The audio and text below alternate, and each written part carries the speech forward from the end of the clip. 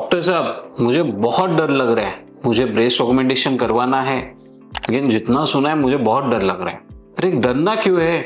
अगर पूरे दुनिया में 2.2 मिलियन ब्रेस्ट ऑगमेंटेशन हो रहे हैं तो आपको डरना क्यों है ना? सिंपल सी बात है। नमस्ते, मैं doctor Pushkar Deshpande, I am a board certified plastic surgeon from Pune. मैं पिछले 15 साल से प्लास्टिक सर्जरी की प्रैक्टिस कर रहा हूँ। आज हम द एस्थेटिक हब, ये हमारे क्लिनिक से आपको ब्रेस्ट ऑगमेंटेशन के बारे में इंफॉर्मेशन देना चाहेंगे। क्या रहता है ब्रेस्ट ऑगमेंटेशन? आपका वॉल्यूम, ब्रेस्ट का वॉल्यूम अगर कम है, सैगिंग ब्रेस्ट है, या आपका चेस्ट और ब्रेस्ट का प्रोपोर्शन अगर अच्छा नहीं है, तो you are the candidate for the breast augmentation.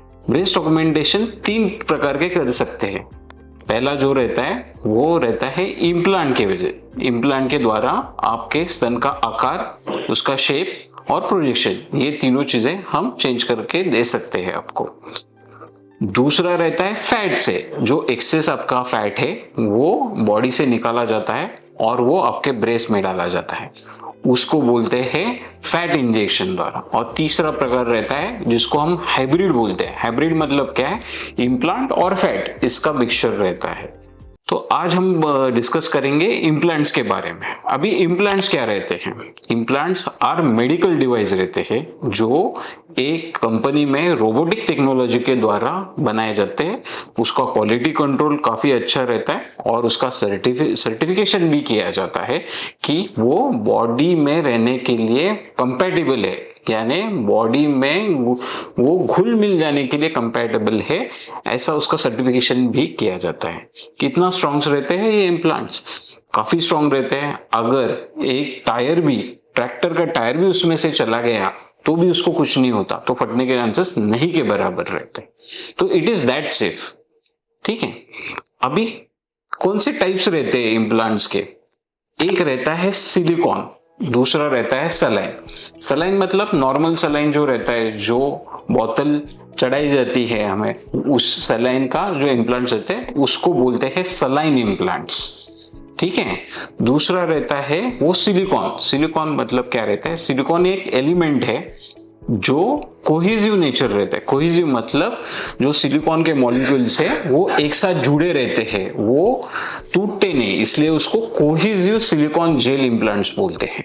दोनों में क्या डिफरेंस रहता है?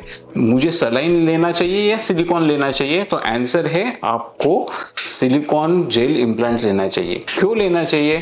क्योंकि ये एक तो कोहेसिव नेचर है, दूसरी बात इसका फील नेचुरल है, तीसरी बात इसकी लॉन्जिविटी मतलब ज्यादा से ज्यादा ये बॉडी में रह सकता है, इसलिए ये silicone gel implants are ideal. ठीक है। दूसरा बात रहता है कि वो कैसा है, मतलब उसका टेक्सचर कैसा है, स्मूथ है या टेक्सचर्ड है। 2 टाइप्स के इम्प्लांट की बात कर रहे हैं, टेक्सचर्ड है या स्मूथ है। अभी अगर स्मूथ है तो वो हिलेंगे, बॉडी में के अंदर डालेंगे तो हिलेंगे। ठीक है। तो स्मूथ इम्प्लांट हम नहीं डालने की सलाह देते हैं। टेक्सचर्ड इम्प्लांट है तो वो बॉडी में जल्दी घुल मिल जाते हैं और हिलते नहीं, मतलब वो 360 डिग्री में हिलते नहीं। जो सलाइन इम्प्लांट्स हिलने के चांसेस रहते हैं, ये टेक्सचर्ड इम्प्लांट में कम रहते हैं। लेकिन कुछ टेक्सचर्ड इम्प्लांट में लिम्फोमा होने के चांसेस रहते हैं, इसलिए इसका एक हल निकाला है नैनो टेक्सचर इम्प्लांट जो रहते हैं, जो काफी सेफ है और हिलने के चांसेस भी कम रहते हैं। सपोज हमने स्मूथ इम्प्लांट डाले तो क्या हो सकता है? तो वो इम्प्लांट हिल सकते मतलब 360 डिग्री रोटेट हो सकते हैं। ठीक है। तो वो ना हो, इसलिए नैनो टेक्सचर इम्प्लांट डालने के हम आपको सलाह देते हैं। ठीक है। तीसरी बात जो रहती है वो काफी इंपॉर्टेंट है कि किन पैरामीटर्स मुझे चुनने हैं। ठीक है।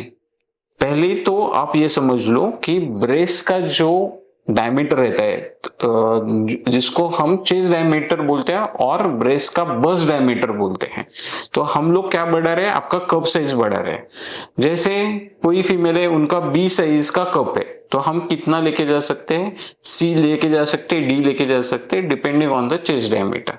ठीक है, तो वो कैसे कैलकुलेट करना है, तो हमें रफली आइडिया मिलता है साइजर से।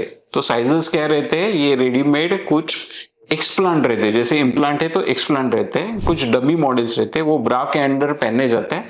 तो उससे एक रफ आइडिया आ जाता है कि मुझे ये टाइप का इम्प्लांट सूट हो रहा है। वो जो एक्सप्लांट, जो डमी मॉडल है, वो आपको ब्रा में पहनना है, आपको आईने में देखना है, और उससे पता चल जाएगा कि कितना वॉल्यूम आ रहा है, कितना प्रोजेक्शन आ रहा है। इससे हम लोग एक अप्रोक्सीमेटली आइडिया ले सकते हैं कि कौन से टाइप का इम्प्लांट मुझे सूट करता है। इम्प्लांट चूज करते हुए सबसे इंपॉर्टेंट चीज है कितने वॉल्यूम का इम्प्लांट मुझे चाहिए और कितना प्रोजेक्शन चाहिए।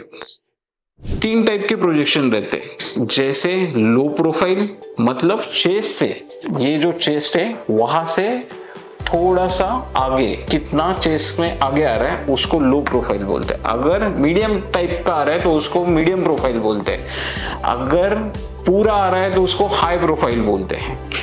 और बहुत ज्यादा आपको प्रोजेक्शन चाहिए, सीने से आगे आपको ब्रेस्ट चाहिए, तो उसको प्रोफाइल बोलते हैं। वॉल्यूम किसको बोलते हैं, तो जो ब्रेस्ट का फुटप्रिंट है उसमें आपको कितना इम्प्लांट डलवाना है, कितने साइज का, कितने वॉल्यूम का इम्प्लांट आपको डलवाना है, उसको आप वॉल्यूम से मेजर कर सकते हैं। तो 200 से स्टार्ट कर सकते हैं, 200, 300, 350, 400, 450, डिपेंडिंग ऑन आपका चेस्ट का जो डायमीटर है वो, और दूसरा कितना प्रोजेक्शन, कितना वॉल्यूम, कितना वो अकोमोडेट कर रहा है, उसके हिसाब से हम इम्प्लांट आपको देने की सलाह देते हैं।